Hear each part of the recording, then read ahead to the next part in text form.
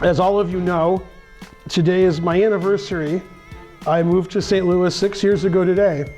And it was about this time that I drove past the arch. And eventually I moved into my apartment, which I've already moved out of. So for the 6-year anniversary and for our great class, Mastering the Middle Game, we're going to look at one of my favorite games. It's the second most famous game between Byrne and Fischer, but it's the best one. And also it's the best Byrne. And since I'm a big Bernie Sanders fan, we're going to feel the Byrne this class. Okay? So it's pretty cold in here, so that'll help. Got to help things up. Now, as you all know, there's the Byrne brothers, Donald Byrne and Robert Byrne.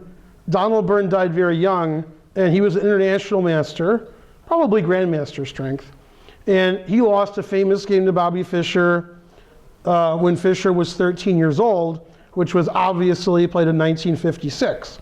And this is the game where Fischer sacrificed his queen for, at the last count, 46 pieces, and with his extra 46 pieces, was able to checkmate Byrne, who only had a queen. Now this is a better game, but not as well known, between Robert Byrne, the stronger of the Byrne brothers. Not only was he better at chess, he was a better tennis player.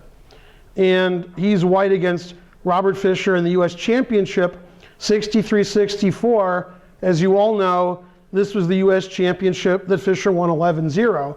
And as a result, at the chess club here, we always have a $64,000 prize for anybody who wins the US Championship with a perfect score. I think as of yet, nobody has even been 3-0. So they're not going to go 11-0.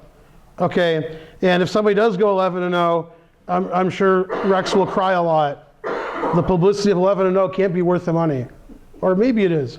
Okay, so this is a game played in the US Championship. In fact, like the US Championships today, there was live commentary, except it wasn't on the internet, it was not on television, it was you showed up and you watched, and they would have the moves relayed somehow.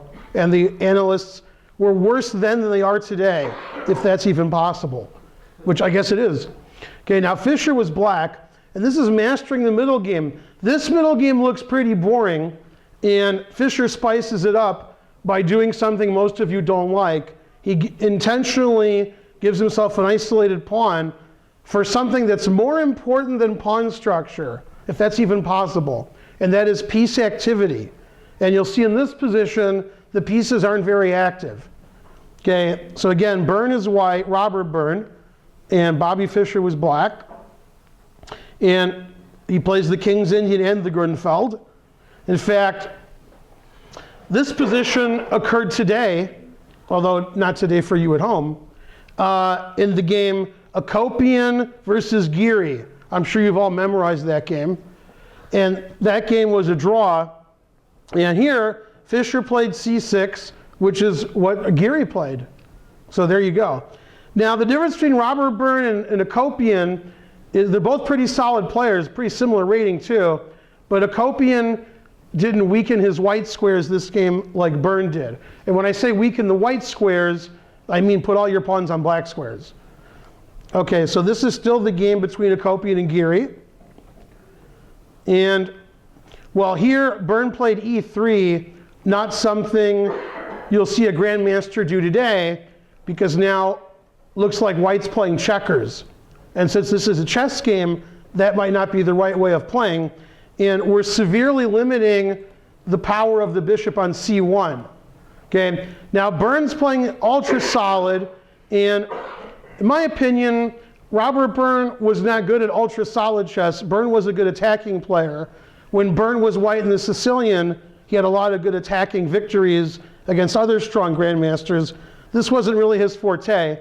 But he's playing a young Fischer. Fischer was known as a tactician and as a sharp player. So maybe he thought, since he was older than Fischer, he could outplay him positionally.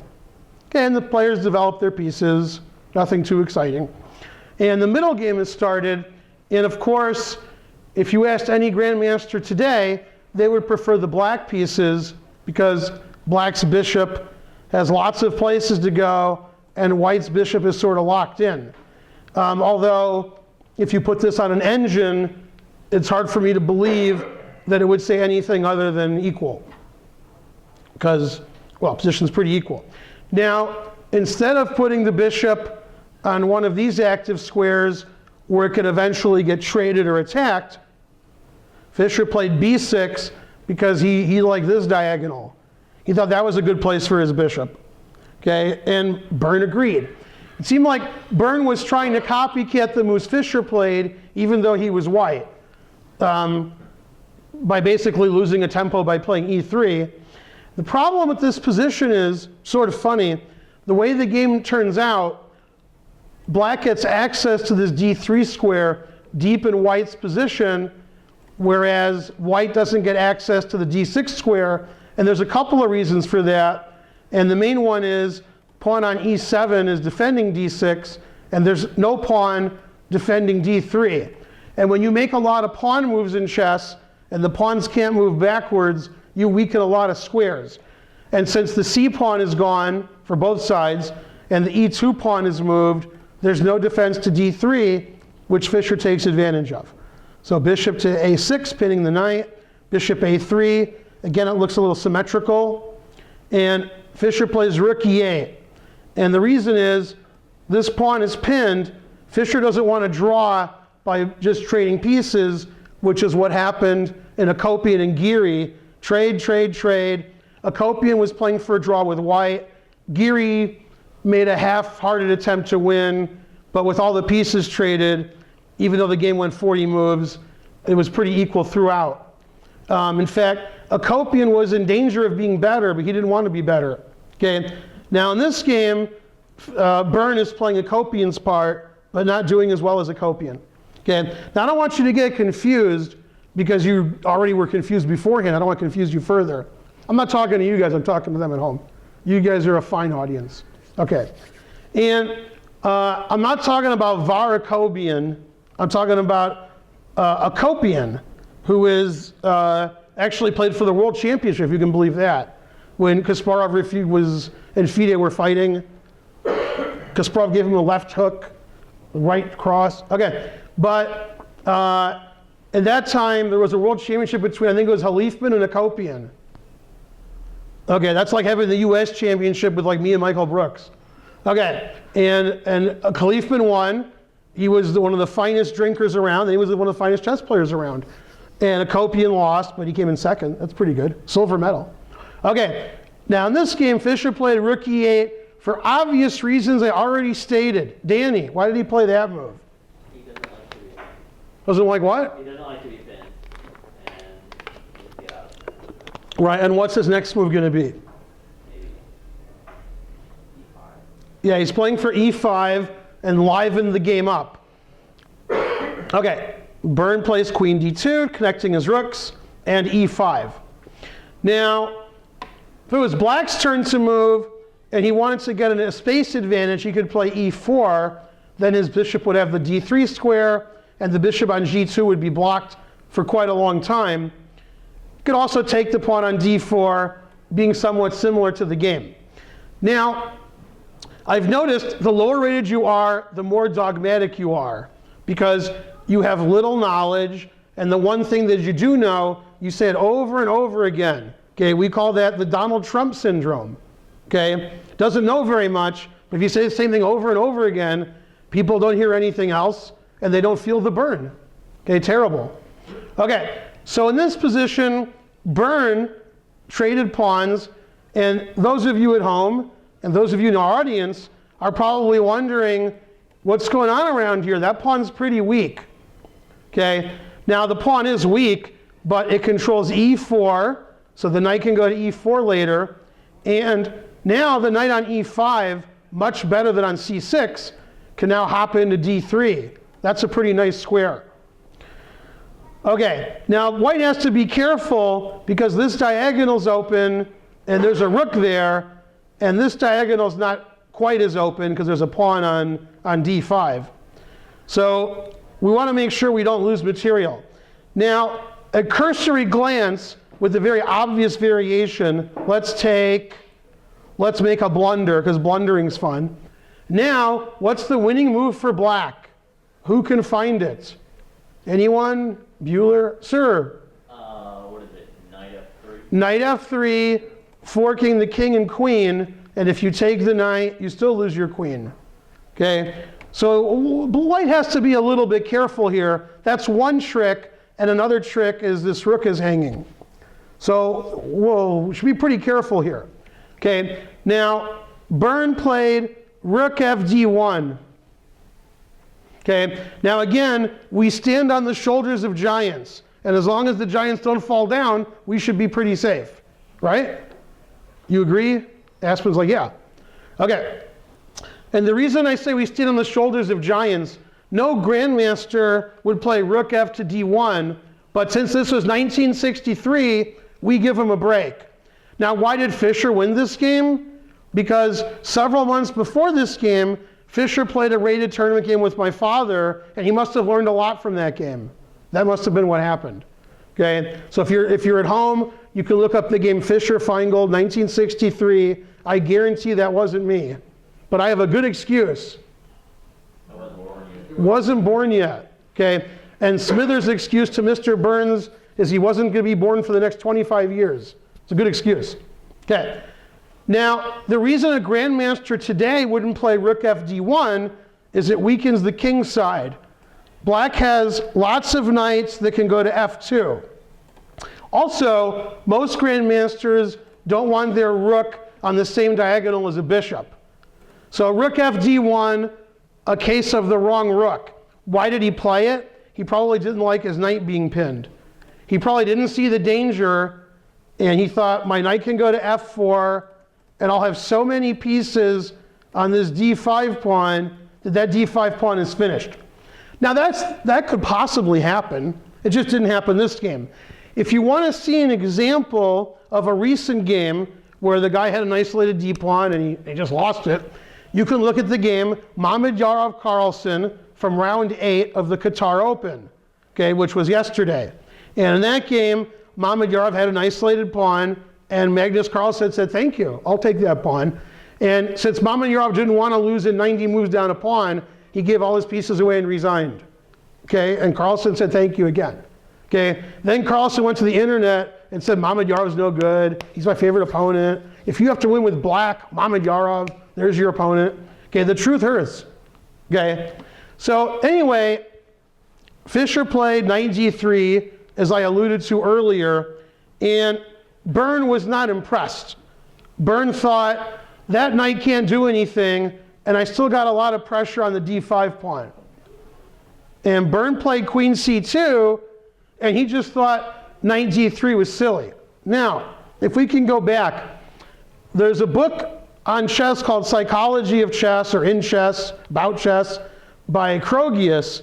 And as you didn't know, Krogius lives in Boston. Didn't see that coming. And he's about 400 years old, if I'm right. I might have done my math wrong. There's actually a picture on my wall with me and Krogius and about 20 other people. Okay, and I met him in Moscow in '84. And I never read the book because, the book's probably nonsense. But the important part of the psychology in chess is figuring out what your opponent's thinking, and either you give them credit or you don't give them credit. If you know me, you won't give me credit. If you go to creditkarma.com, you'll see why. Okay, but Fischer should have gotten credit because Fischer's winning the tournament 11-0. He should get some credit. Now, if my opponent plays knight D3, and I play the move queen C2 with an attack on their knight, and the knight can't go back to F4, and the knight can't go to B4, and the knight can't come in here, okay, there's two possibilities. Fischer's going to move his knight backwards, in which case knight D3 was a terrible move. Why did he do that? Or he's going to sacrifice and open up white's king, and that's either good or it's bad. Fischer obviously thought it was good because he played knight D3.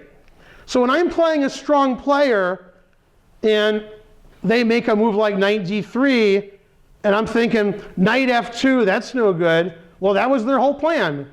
So instead of poo-pooing the idea, I might say, wait a minute, Fischer's about to go 11-0. Fischer in 8 years is going to be Taimanov and Larson 6-0, I got to be ready for that. If you can't see 8 years into the future, what good are you? Okay? 2 days ago, I was telling my friend it's time to fire Chip Kelly, and I just read on the internet 1 hour ago that he was fired. So if you can't see into the future, what good are you? So, of course, Fischer played knight takes f2. Knight takes f2 is a good move. It probably wins. But the fact that white allowed it when black had no other idea was very strange. And if I was white here, and I thought knight f2 was a good move, I may move my knight off of e2 so my queen could take, or I might put my rook back on f1 so my other rook can come into the middle. So queen c2, pretty bad move considering the guy was a candidate, although not yet. Okay, knight f2, obviously white has to take, yummy yummy. And now black plays the obvious move. What is that? Knight g4 check. Now, king f1 is risky because of knight check, forking everything. Notice how I pointed to the bishop first, because that was the most important. I was trying to see if you're paying attention at home. Okay, king f3, that ain't no good. King e1 doesn't look very good. So white played the obvious move, king to g1. Okay, and black played knight takes e3. Now, the reason Byrne allowed this is he misunderstood the position. He was sure, as you are here, unless you've seen the game, which you should have, that forking the queen and rook, black was going to take the rook, white would take back, and black would have a rook and 2 pawns for 2 pieces, but this pawn looks like it's going to be lost. So materially speaking, it looks very good for white. White's going to have 2 pieces for a rook, and that's why Byrne went into this. And he probably thought, black has compensation, but I have 2 pieces for a rook. Okay? But he didn't understand, Fischer wasn't going for material equality. Fischer was going for a mating attack by eliminating all of white's defenses. And when you master the middle game, you'll notice a lot of grandmaster games where one side has a lot of pieces very far from his king, and with a minimal sacrifice, you could attack that king and be successful. The game that I talked about last week, which reminds me of this game, is the game Anand-Shirov, which was at Cambridge Springs, where Shirov with black put all his pieces on the queen side, so Anand decided to checkmate him. Good plan. Okay, if you're going to checkmate somebody, it would be helpful if 2 things occurred. Your pieces are near the opponent's king, and their pieces are not defending, which is the case here. Byrne played queen d2, and Fischer surprised the analysts. Instead of taking the rook, he took the bishop. And white's king doesn't have a lot of defense. In fact, it has no defense. Okay, so he took the knight. And black has 2 pawns for a piece, but what he cares most about are the activity of his pieces. Best bishop ever. This bishop's probably tied for second. This is a great rook. And eventually, when I say eventually, I mean right now, Fischer wanted to open up this diagonal to the king. And this is something that I teach all of my students, but Byrne had a good excuse. As you all pointed out, I wasn't born yet, so I couldn't have taught him this. Also, he was much better than me. Byrne doesn't have a white squared bishop, which means black has the 2 bishops. Black has 2 bishops, white has 1 bishop. Normally, we have a bishop and a knight for 2 bishops. Here, white has a bishop and 2 knights for 2 bishops, because black sacrificed a piece. And in this position, if I ask you which bishop is more valuable for black, it's this bishop on white squares, because white doesn't have one of those bishops. White played g3 and e3, putting all of his pawns on dark squares, and now he has no white squared bishop, so his white squares are weak. Okay? And now Fischer played a brilliant move, opening up the diagonal, d4, not only threatening a piece, but man, this is looking sort of scary now. Although losing a piece is also scary. Okay, so Byrne took. Bishop b7 check. Man, this is looking tough. We only have 1 pawn for a piece, but black has the best pieces ever, okay? And I'm not very impressed with these two pieces. Not impressed at all. And these pieces are just waiting to be captured, okay? Now, obviously, if your pieces are going to be captured, that's bad. And if your pieces are bad, that's also bad. But there's more bad. There's a lot of bad going on here. This king on g2, that's bad. There's just no defense to this. Okay? Now, if we want to not get checkmated, we could give all of our pieces away. Also a good choice. We could play knight f3, and then after queen takes queen, bishop takes knight, material is equal, and white has 2 rooks hanging and a knight pinned. So this would be resignable. So you can't play knight f3. You can't block with this knight. We're going to have to move the king. Okay, moving the king is tough because there's a lot of tricks. Now in the game, Byrne played king f1. But let me show you sort of a basic trick, which actually I've used a couple of times in my chess career. Let's play king g1. Okay, now if we go check, you'll notice this rook is overworked. The rook's defending the queen and the rook's defending the back rank, so we could play rook e1 check. If rook takes rook, we get a queen plus a knight for good measure, plus checkmate probably. If we don't take the rook, we could win simply by just being up material.